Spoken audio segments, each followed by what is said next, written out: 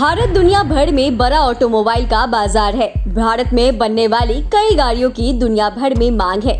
आजकल एक से एक शानदार और एडवांस कार बनाई जा रही है, लेकिन आज हम आपको देश की पहली मिनी कार की कहानी इस वीडियो में बताने जा रहे हैं। कार का नाम मीरा मिनी कार था। कुछ साल पहले जब टाटा ने आम आदमी के बजट को ध्यान में रखकर नैनो कार लॉन्च की तो ये काफी ही लोकप्रिय हुआ था। लेकिन आज से लगभग 73 साल पहले भी एक नैनो कार बनाई गई थी, जो साल 1975 में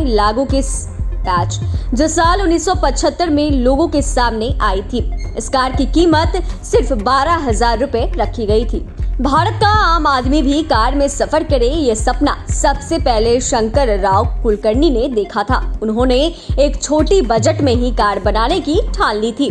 इसके कार का साल 1949 में कुलकर्णी ने प्रोटोटाइप भी तैयार किया था। इस प्रोटोटाइप में उन्होंने जरूरत के हिसाब से कई तरह के बदलाव किए।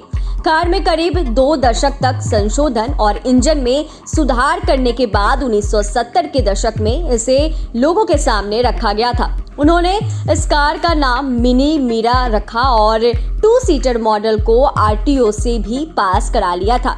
आरटीसीओ से मीरा का रजिस्ट्रेशन नंबर उस समय MHK 1906 मिला था। आपको बता दें कि ये कार टाटा की नैनो कार से भी छोटी थी।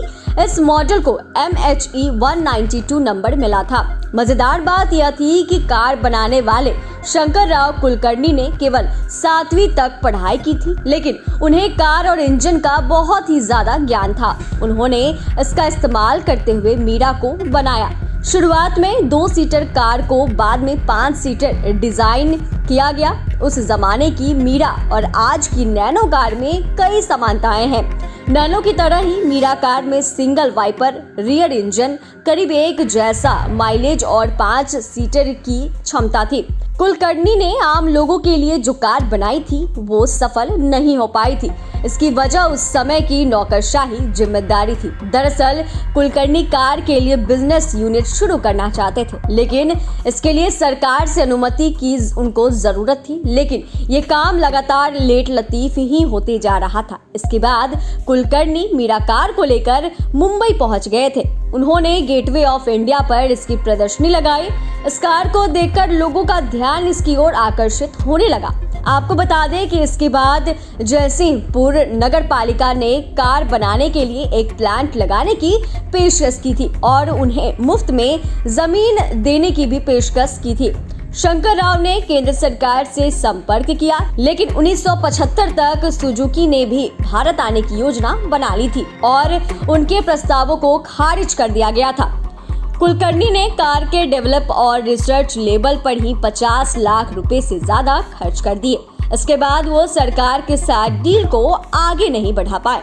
उन्होंने मीरा की उस समय 5 और कार बनाई, लेकिन उत्पाद शुल्क का भुगतान नहीं किए जाने के कारण उन्हें सड़क पर चलने की अनुमति बिल्कुल भी नहीं थी। लेकिन मीरा ने आखिरकार बेलगाम इंजीनियरिंग प्रदर्शनी में थोड़ा ध्यान आकर्षित किया। कुलकर्णी परिवार ने खुशी जताई कि उनके दादाजी का सपना पूरा हो गया। जब साल 2008 में टाटा ने नैनो कार लॉन्च किया तो कुलकर्णी परिवार कार के पहले खरीदारों में से एक था।